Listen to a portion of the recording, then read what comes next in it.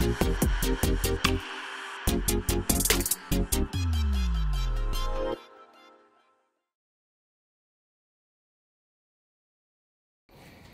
up everybody, Ian and Sherwin here taking you through another kind of mini cars class.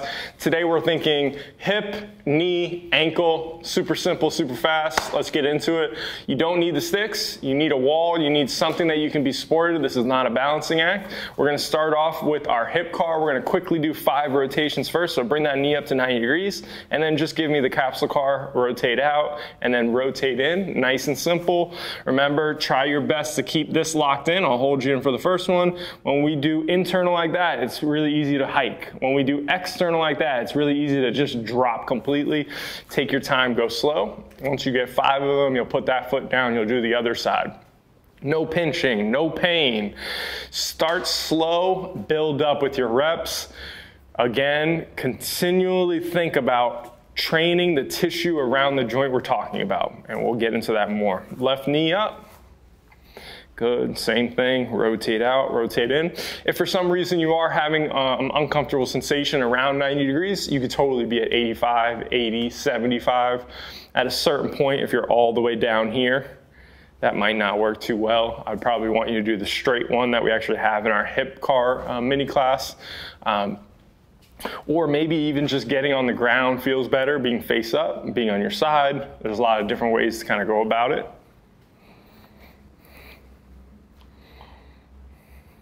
Good.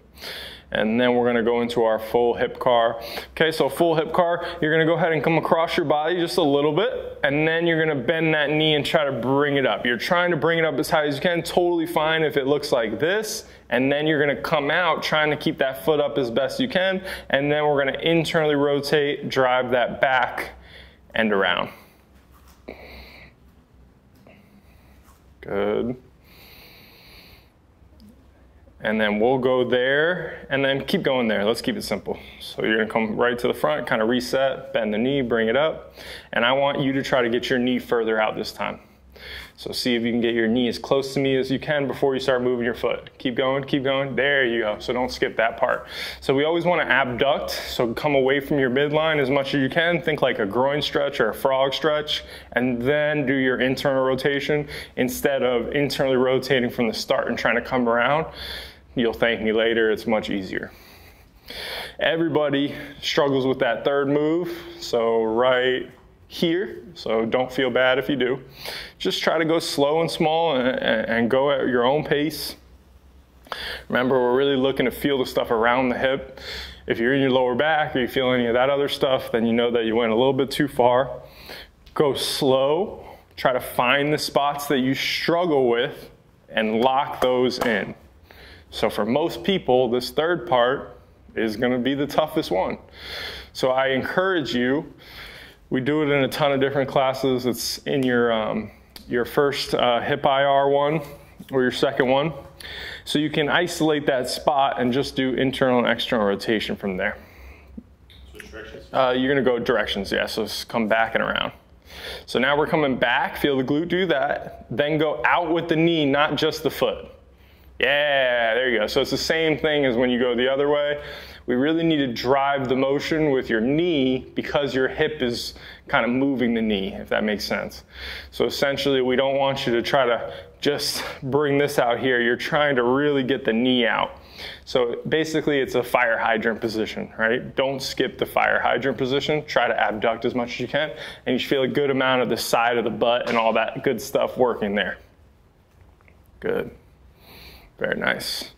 Okay, common questions with the hip cars. We already addressed pinching, never okay, always make your circle smaller. We get a lot of questions about crunchiness, cracking, things like that. My general advice is to A, it's okay. B, make it a little bit smaller if you feel it for 2 reps in a row. A clunk is oftentimes a positional thing, meaning you're starting off in kind of a wonky spot in your pelvis, being turned one way or hiked one way, whatever it might be. So if you're feeling a clunk, put your foot down, exhale, find your abs a little bit, reposition yourself, and then try to get back into it and see if that adjustment takes away from any of that clunking or any of that stuff. And if you don't know what a clunk is, you probably aren't having it, so that's okay. It's kind of a distinct feeling. Happens a lot with the dead bug. When we let our hip out, kind of feels like it's almost like skipping something. So if you don't feel that, don't worry about it. Go nice and slow, take your time. Good. Let's have you do this. Sure, we're gonna go ahead and turn towards me or turn towards that camera to your right. There you go. So that way they get another view of that. You're still doing, yeah, left one.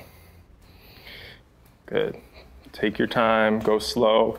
Remember, it's not a stability or a balance drill. We want you to be as stable as possible. When you're stable, you have a better chance at being mobile.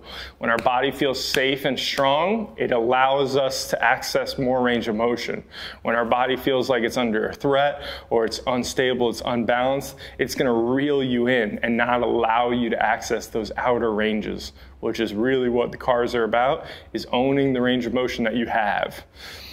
Like we said before, maybe the first rep is easy almost. It's in the spots that you know you have.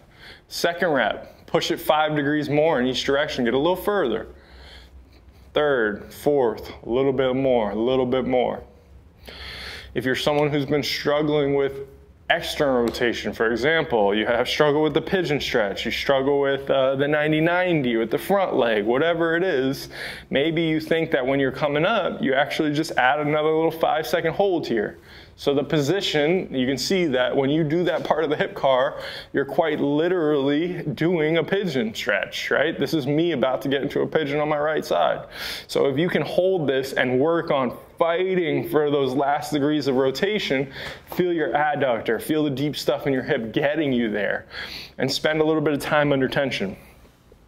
Your hip cars are very much about time under tension. If you ever go to an Equinox or another gym or whatever it is and you see someone doing hip circles, I can almost guarantee you they're barely moving their hip, their whole entire spine's all over the place, and they're fast. And that's the opposite of what I want. If you guys go to another trainer and say, I've been doing hip cars with Ian, and you do some whirly derby, just swinging them around, and be really upset. Okay? So don't do that. Make sure they're slow, make sure they're small to start, big to finish, and always controlled. How many you got left? Okay. Good. Take your time. Filming these regularly, no-brainer. Absolutely no-brainer. If you're doing the hip mobility guide, you're not filming your hip cars every 4 weeks, what are you doing? I don't get it. It's just one quick rep, set your camera up, have your significant other hold them, have your kid hold them, whatever it is. Check in with your hips and use some objective measures. This one felt good. Okay, now you're gonna go ahead and face the camera again to the left. Okay. All right, so now we're gonna go ahead and do knee rotation. So you're just gonna pull up to that same 90 degrees. And what we're thinking about is turning our knee out, turning our knee in. Your hamstrings are playing the fiddle. So go ahead and hold out for me, good. His outer hamstring right now should be pulling his knee out. Go in, his inner hamstring should be pulling his knee in. There's multiple things doing it. Keep going, you're gonna get 5 reps. There's multiple things doing it, but that's the key. You can think about your heel, that helps a lot of people, but don't think about your toes, because that immediately turns into ankle when you think toes. And try not to think ankle either. Heel is kind of ankle, but it really does change everything. Continually think, this is what's moving, because that's the show. And these are gonna help, okay? You feel that? Good, switch sides to the left. Try to avoid your hip moving in and out. That would be hip adduction, abduction. We also don't wanna fake it by trying to do rotation. So maybe as you turn out, your hip also tries to turn. Try to avoid that. If anybody's struggling with the balance aspect, again, go back to the ground, sit on your butt.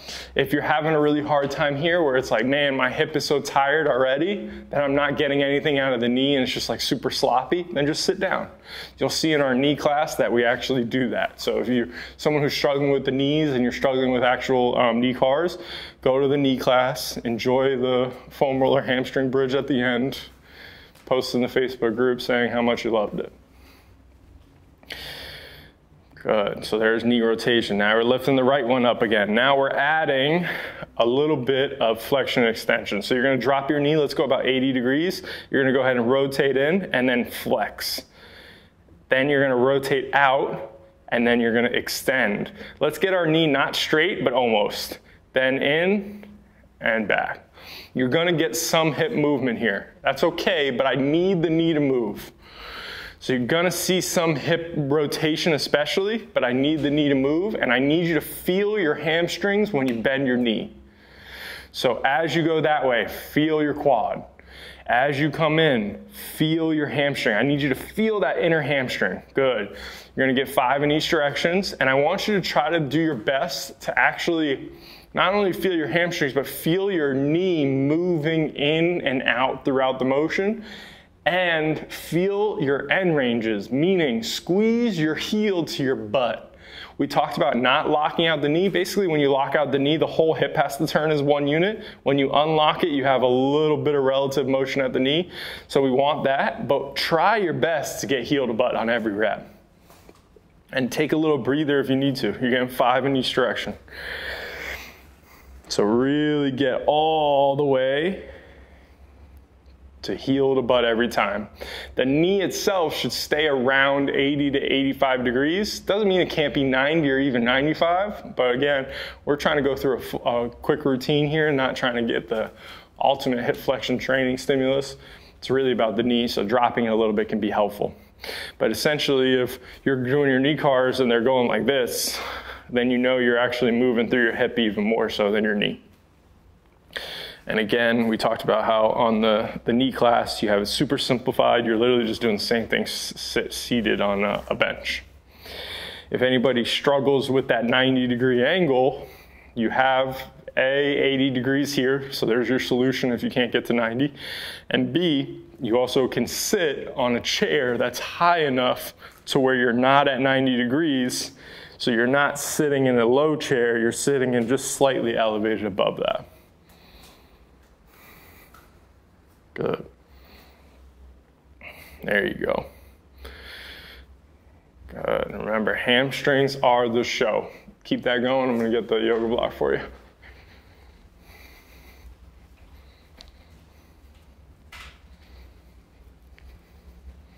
Good. If you're someone who's been struggling with the ankle, getting tibial internal rotation is usually something that people are struggling with. So when you bend your knee forward walking, your knee has to screw inwards into the socket like that, or into the ankle in a way. And that's something that we kind of want to work on. And this will help you. If you can do a knee car really well, it'll go faster when you start working on the pronation, supination, and all the good foot stuff that we have in our playlist. 5?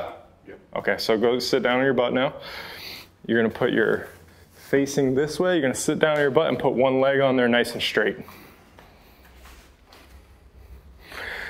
Okay, so someone could do this on the ground too. You don't necessarily need the block. If you're someone who's prone to hyperextending their knee, don't use the yoga block, just put it on the ground. But what I'd like to do is for you to straighten out your legs so you feel your quad. So your knee's gonna get closer to the ground. Again, not super hyperextended, just there. That should block out the knee. So now he's gonna go ahead and plantar flex and dorsiflex. So that's half. Now you're gonna tilt your ankle that way. Good. And now you're gonna tilt your ankle the other way. I want you to think that your heel is your ultimate marker right here. So your heel has that red dot sniper. So now go through 5 reps in each direction. Down, good. And now go through the whole thing. So go, yep, my way. Down plantar flex, all the way around, and then back towards you, and then in. Good, do 5 like that and then reverse it.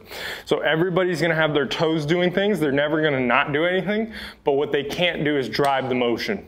So when you're doing this, don't think, oh, I'm using my big toe and I'm getting all this stuff to work, because what I really want is this stuff, and the stuff that wraps around the ankle itself. And that's why thinking about the heel can be a game changer. Because when you bring your toes towards you, your heel needs to move away from you. And you're creating space in the Achilles and the whole backside, the posterior capsule of the ankle. When you bring it away from you, I want you to think almost like your heel is being sucked up into your calf. So you're gaining the ability to shorten your Achilles and you're gaining the ability to lengthen it. and we're isolating it at the ankle. Once you get 5 in each direction, switch sides. You could also keep this going. We do this in a lot of classes. Sherwin's done it before, where we're standing and doing an ankle car. It's not how you want to learn it necessarily, because it can be a little bit tough, but it's an option. If you're working on my ankle mobility for my squats, first and foremost, do the ankle classes. They're great. Okay, you got to get your foot to pronate and supinate if you want your ankle to work anyway. But if you're working on, hey, I really am working on a deep squat, then doing this with a straight leg might not be the best option, because again, in your deep squat, you're going to actually have your knee fully bent. So that's where you could kind of bring it towards you, and we could do ankle cars like this, and that might make a little bit more sense. So just giving you options and kind of describing the overall thought process so everybody's on the same page.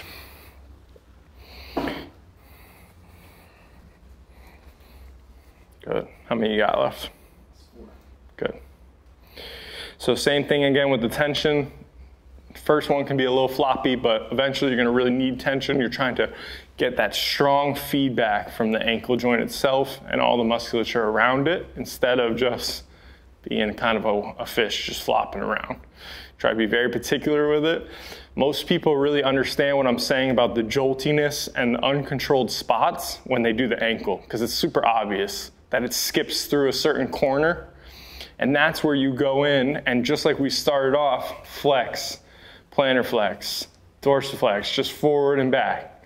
And then we did in and out. So if you struggle with one of those transitions, turn into a quarter car.